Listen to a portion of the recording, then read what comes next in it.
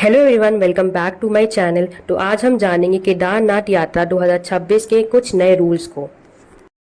दोस्तों, अगर आप साल 2026 में बाबा केदार के दर्शन के लिए अपनी यात्रा प्लान कर रहे हो तो ये वीडियो आपके लिए सबसे बड़ा लाइफ सेवर होने वाला है।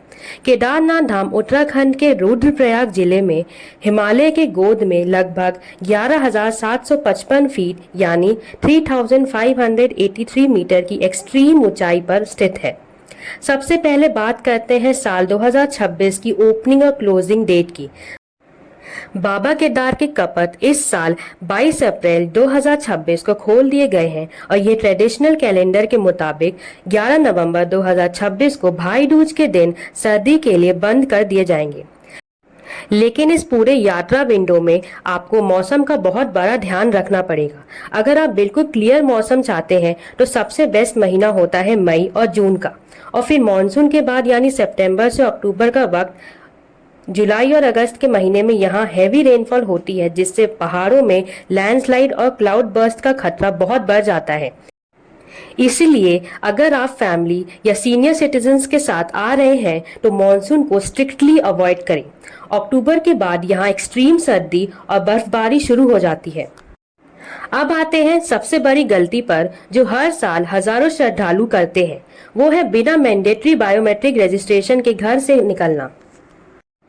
उत्तराखंड गवर्नमेंट ने साल 2026 में क्राउड मैनेजमेंट और सेफ्टी के लिए स्ट्रिक्ट रूल बनाए हैं। अब आप बिना क्यूआर कोडेड यात्रा पास के सोनप्रयाग के आगे एक कदम भी नहीं बढ़ सकते। ये रजिस्ट्रेशन बिल्कुल फ्री ऑफ कॉस्ट है, इसका कोई पैसा नहीं लगता। इसको करने के लिए आपको ऑफिशियल पोर्टल में रजिस्टर करना पड़ेगा। इस मेल पर जाना होगा या फिर अपने फोन नंबर पे tourist care Uttarakhand app download करना होगा। इसमें आपको अपना active mobile number, valid government photo ID जैसे आधार कार्ड, वोटर आईडी या पासपोर्ट अपलोड करना होगा।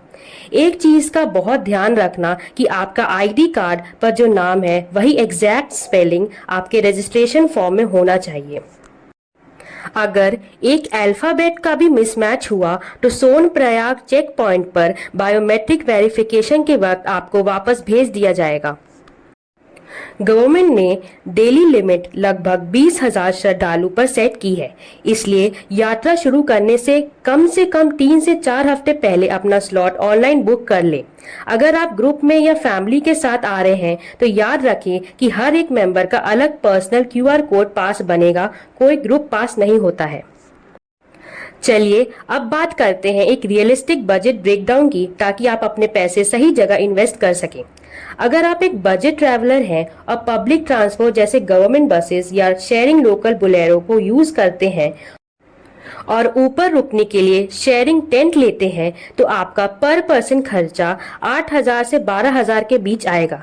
वहीं अगर आप प्राइवेट कैब हायर करते हैं, होटल्स में रुकते हैं और ऊपर जाने के लिए हेलीकॉप्टर का यूज करते हैं तो ये बजट 25,000 से 35,000 यानी 25,000 से 35,000 पर पर्सन तक जा सकता है।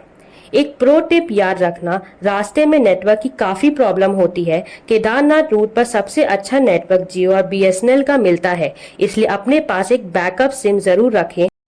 और ऊपर डिजिटल पेमेंट कई बार फेल हो जाता है, इसलिए मिनिमम 5,000 से 8,000 तक का कैश अपने पॉकेट में हमेशा कैरी करें।